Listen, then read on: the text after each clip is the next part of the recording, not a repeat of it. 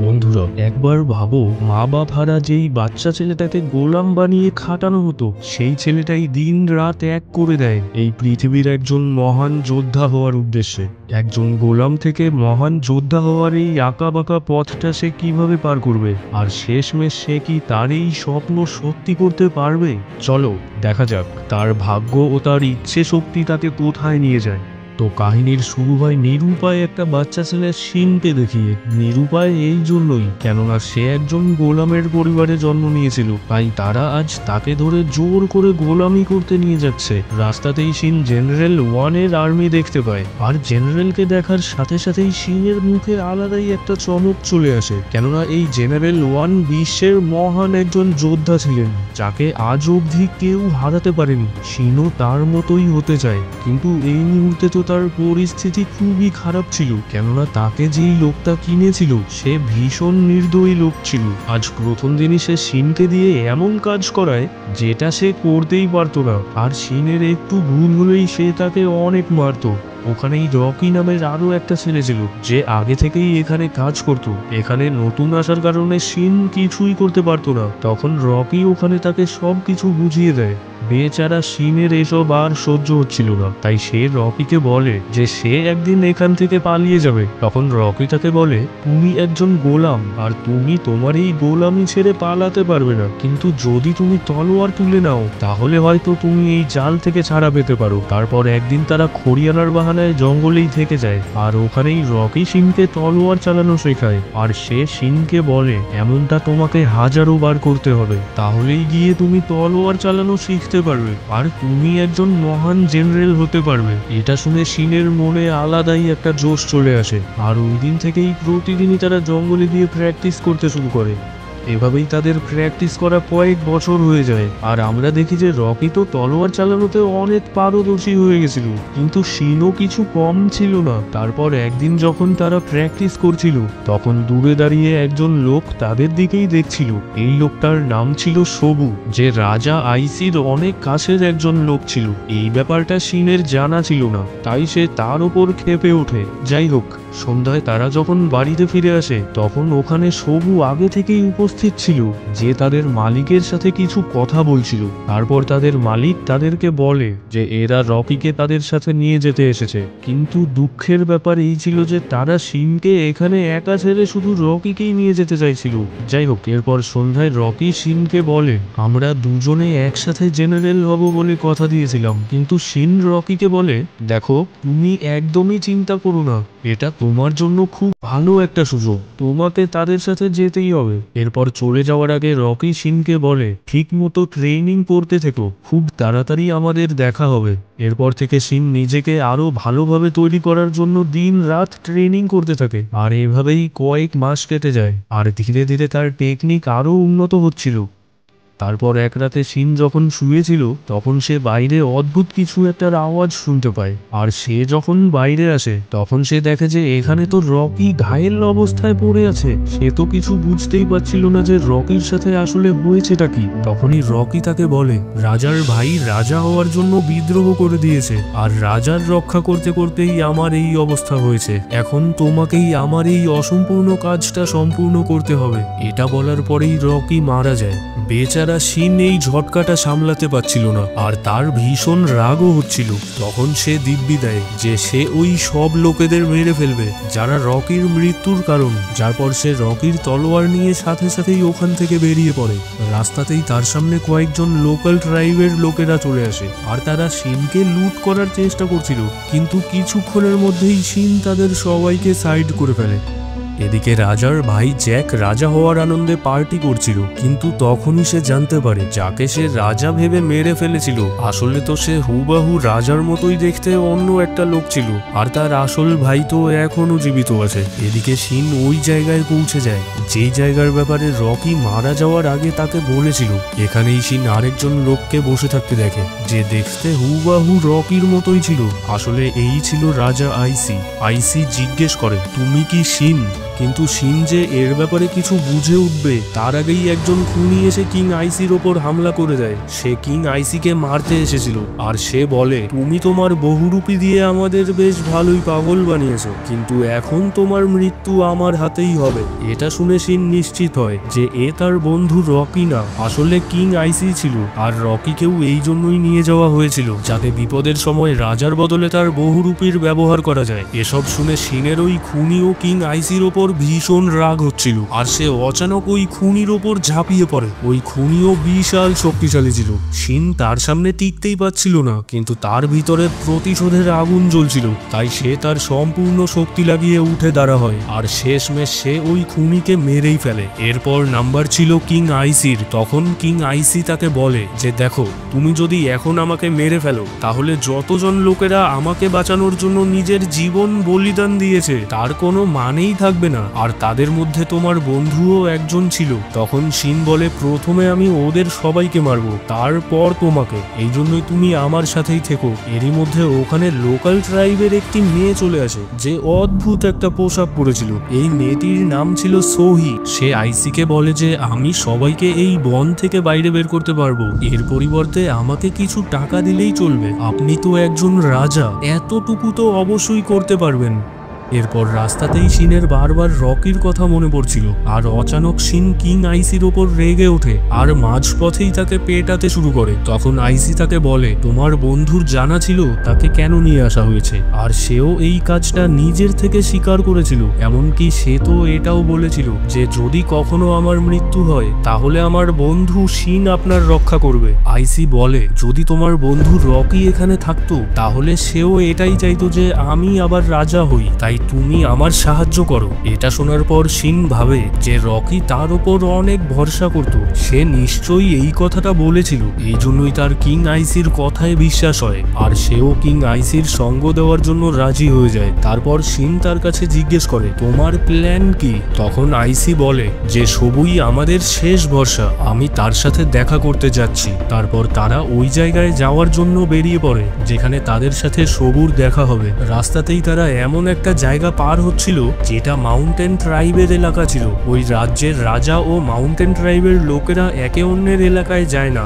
এরপর তারা একটা বাঁশঝাড়ের ভিতর দিয়ে যাচ্ছিল, তখনই অচানক একজন লোক তাদের ওপর হামলা করে দেয়। শিন দেখে যে ওই লোকটার কাছে বিষাক্ত তীর ছাড়া আর অন্য কিছুই নেই, আর তার আকার আকৃতি দেখেও তাকে নেশাগ্রস্ত অবস্থায় মনে হচ্ছিল যে একে তো আমি 2-4টে চড় মেরেই শুইয়ে ফেলবো। কিন্তু শিন যেমনটা ভেবেছিল ওই লোকটা আসলে অমনটা ছিল না। শিন বুঝতে পারে যে এই লোকটা দেখতেই শুধু নেশাখোরের মতো, আসলে তো সে খুবই চালু জিনিস ছিল। তা সত্ত্বেও শিন তার খেলা শেষ করে দেয়, কিন্তু ততক্ষণে শিনের গায়েও একটা বিষাক্ত তীর বিঁধে গেছিল। সময় থাকতেই আইসি আর সোহি তাকে একটা সুরক্ষিত জায়গায় নিয়ে যায় আর তার চিকিৎসা করে, যে কারণে শিনের প্রাণ বেঁচে যায়। ওখানেই শিন কিং আইসির কাছে জিজ্ঞেস করে যে তোমার ভাই তোমার রাজা হওয়ার কারণে এত জ্বলে কেন? তখন আইসি তাকে বলে, আসলে আমরা দুজন 2 মায়ের সন্তান। আইসির মা রয়্যাল কোর্টে একজন ডান্সার ছিল, এই জন্যই তার ভাই মনে করে যে সে রাজা হওয়ার যোগ্য না। ওই সাম্রাজ্যে একমাত্র সবুই ছিল যার উপর আইসি ভরসা করত। তার পরের দিন ওখানে কিছু সৈনিক চলে আসে। শিন মনে করেছিল হয়তো শত্রুরা আক্রমণ করে দিয়েছে, কিন্তু তারা আর অন্য কেউ ছিল না, বরং সবু ও তার কিছু সেনারা ছিল। সবু কিং আইসিকে জীবিত দেখে খুবই খুশি হয় আর সে তার কাছে ক্ষমাও চায় যে তার আসতে অনেক দেরি হয়ে গেছে। এদিকে জ্যাক, যে জানতো যে কিং আইসি তো চুপচাপ বসে থাকবে না, তাই আগে থেকেই সে হাজারো সেনা তৈরি করে রাখে। ওখানেই জ্যাক তার একজন দানবকে দিয়ে অন্য জাতির একজন সেনাকে খুবই নৃশংসভাবে মেরে ফেলে, যাতে সে সবাইকে বুঝিয়ে দিতে পারে যে শুধুমাত্র রাজকীয় রক্তেরই রাজা হওয়া উচিত। এদিকে শিন আইসিকে বলে, এখন তো সবুও আমাদের সাথেই আছে, চলো তোমাকে তোমার রাজ্য ফিরিয়ে দেই। তখন সবু বলে যে এটা এতটাও সহজ না, কেননা এতক্ষণে অবশ্যই জ্যাক তার রাজ্যের চারিদিকে সেনা ছড়িয়ে দিয়েছে আর তাদের সাথে লড়ার জন্য আমাদের সেনা যথেষ্ট না। ঠিক তখনই সবুর মনে পড়ে যে একজন ব্যক্তি আছে যে আমাদের সাহায্য করতে পারবে, আর ওটা ছিল মাউন্টেন ট্রাইব, যার জন্য আইসি বলে যে মাউন্টেন ট্রাইবের সাথে তো আমাদের পূর্বপুরুষের সম্পর্ক ঠিক ছিল না, তারা আমাদের শত্রুর নজরে দেখে, তবুও আমাদের কাছে আর অন্য রাস্তা নেই, আমাদের তাদের সাথে দেখা করতে হবে। এরপর তারা একটা পাহাড়ি রাস্তায় বেরিয়ে পড়ে, আর কিছুটা দূর যাওয়ার পরেই অনেকজন মাউন্টেন ট্রাইবের লোকেরা এসে তাদের রাস্তা আটকায়। এসব মাউন্টেন ট্রাইবের লোকেদের দেখতেই তো ভীষণ ভয়ঙ্কর লাগছিল, আর তারা বলে যদি তোমরা মরতে না চাও তাহলে ভালোই ভালোই এখান থেকে ফিরে যাও। তখন সোহি তাদের সাথে তাদের ভাষায় কথা বলে, কিং আইসি তোমাদের চিফের সাথে দেখা করতে চায়। কিন্তু এটা শুনে তো তারা আরো বেশি রেগে যায়, আর তারা সবাইকে বন্দি বানিয়ে তাদের সাথে নিয়ে যেতে শুরু করে, আর বলে যে এখন তোমাদের বিচার আমাদের চিফই করবে। এরপর তারা সবাই দেখতে পায় যে এই মাউন্টেন ট্রাইবের লোকেরা তো পাহাড়ের পেছনে তাদের আলাদাই সাম্রাজ্য তৈরি করে রেখেছিল, যেটা দেখে তারা সবাই থ হয়ে যায়। ওখানেই চিফ কিং আইসিকে তাদের ইতিহাস মনে করিয়ে দেয়, আর চিফ কিং আইসিকে বলে তোমার এটা জানা আছে তো যে তোমাদের ও আমাদের পূর্বপুরুষের মধ্যে একটা চুক্তি হয়েছিল যে আমরা সবাই মিলেমিশে থাকবো, কিন্তু তোমার পূর্বপুরুষেরা আমাদের সাথে প্রতারণা করেছে, যাতে আমাদের হাজারো লোক মারা গেছে। যেটা শুনে কিং আইসি বলে আমি জানি, আর তাদের সবার হয়ে আমি আপনার কাছে ক্ষমা চাইছি। যা কিছুই হয়েছে তা আমি বদলাতে তো পারবো না, কিন্তু আমি চাই যে আমরা সবাই মিলেমিশে থাকি। আমি আমার পূর্বপুরুষের ভুলটা শুধরে নিতে চাই, আর আমাদের মাঝে থাকা এই দেয়ালটাও আমি ভেঙে ফেলতে চাই, কিন্তু এসব শুধুমাত্র আমি তখনই করতে পারবো যখন তোমরা আমাকে আমার রাজ্য ফিরে পেতে সাহায্য করবে। তখনই ওখানে থাকা সবাই জোরে জোরে চিৎকার করতে শুরু করে যে এরা মিথ্যেবাদী, ঠকবাজ। কিন্তু অনেক ভাবনা চিন্তা করার পর চিফ তার মাস্ক খুলে ফেলে, আর ওই ভয়ানক মাস্কের পিছনে একটি মেয়েকে দেখে তারা সবাই চমকে যায়। আর তখনই চিফ সবাইকে অর্ডার দেয় সবাইকে একত্রিত করো আর যুদ্ধের প্রস্তুতি নাও, যার মানে এই ছিল যে তারা কিং আইসির সঙ্গ দেবে। এখন কিং আইসির কাছেও ছোট কিন্তু সেনার একটা টিম ছিল, আর তাদের সেনার সংখ্যা কম হওয়ার জন্য কিং আইসির কাছে বিভৎস একটা প্ল্যান ছিল। মাউন্টেন ট্রাইবের লোকেরা সব সময় মাস্ক পরে থাকে, আইসিও ওটারই সুযোগ নেয়। তারা সবাই মাস্ক পরে প্রাসাদের বাইরে এসে দাঁড়িয়ে পড়ে আর খবর পাঠায় যে মাউন্টেন ট্রাইব তাদের সাথে বোঝাপড়া করে একসাথে থাকতে চায়। এদিকে জ্যাকও ভাবে ভালোই হবে যদি ওই ট্রাইবও আমাদের সাথে হয়ে যায়, তাই সে কয়েকজন মন্ত্রীকে ট্রাইবের চিফকে নিয়ে আসতে পাঠায়। কিন্তু ওই মন্ত্রীরা বলে যে চিফের সাথে শুধুমাত্র 50 জন লোকই ভিতরে আসতে পারবে, আর বাকি সবাই বাইরে দাঁড়িয়ে অপেক্ষা করবে। প্রাসাদের ভিতরে ঢোকার আগে একজন সৈনিক বলে তোমাদের সবার অস্ত্র এখানেই রেখে যেতে হবে, যার জবাবে চিফ বলে যে আগেরবারও আমরা এমনটাই করেছিলাম, আর তোমাদের থেকে আমরা শুধু বিশ্বাসঘাতকতাটাই পেয়েছিলাম। এটা শোনার পর তাদেরকে অস্ত্র নিয়ে প্রবেশ করার অনুমতি দিয়ে দেওয়া হয়, কেননা মন্ত্রী মনে করেছিল যে এই গোনাগাতা কয়েকজন লোক আর আমাদের কি ছিঁড়তে পারবে। তারপর যেই প্রাসাদের মেইন গেট খোলে সাথে সাথেই আইসি যুদ্ধের ঘোষণা করে দেয়। তাদের উদ্দেশ্য একটাই ছিল, যত তাড়াতাড়ি সম্ভব জ্যাকের কাছে পৌঁছতে হবে, কেননা তাকে ধরে ফেলার পর তার সেনারাও আর কিছুই করতে পারবে না। তারপর তারা সবাই আলাদা আলাদা গ্রুপ হয়ে এগিয়ে যেতে শুরু করে। একটা টিম শিন লিড করছিল, তো আরেকটা কিং আইসি। তারপর আইসি যেই একটু ভিতরে আসে ওখানে অনেকজন সেনা তো আগে থেকেই তার অপেক্ষা করছিল, কিন্তু সমস্যা তো তখন শুরু হয় যখন ওপরে থাকা ধনুক বাহিনী তাদের ওপর তীরের বৃষ্টি শুরু করে, যাতে ওই ট্রাইবের অনেক সেনা মারা যায়। এটা দেখে সবু বলে এভাবে আমরা লড়তে পারবো না, কিন্তু চিফের চক্রান্ত তো অন্যরকম ছিল। আর যেই ওখানকার সৈনিকরা একটু অন্য মনস্ক হয় তখনই অচানক মাটিতে পড়ে থাকা সব ট্রাইবের সেনারা লাফিয়ে উঠে জানোয়ারের মতো সবাইকে মারতে শুরু করে। আসলে তারা মারাত্মক শক্তিশালী ছিল, তাই এমন চুলটু পুলটু তীর তাদের কিছুই করতে পারে না। আর দেখতে দেখতেই তারা ওখানে থাকা সব সৈনিকদের শেষ করে ফেলে। এদিকে শিন একটা সুড়ঙ্গের পথ দিয়ে জেকের কাছে পৌঁছানোর চেষ্টা করছিল, কিন্তু মাঝপথেই ওখানে জেনারেল সাজি তার আসার অপেক্ষায় ছিল।